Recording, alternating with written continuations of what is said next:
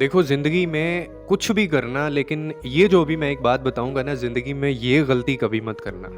भूल कर भी ये गलती मत करना कि वार हमेशा अंदर से होगा। वार हमेशा अंदर से होगा, बाहर से कभी वार नहीं होता।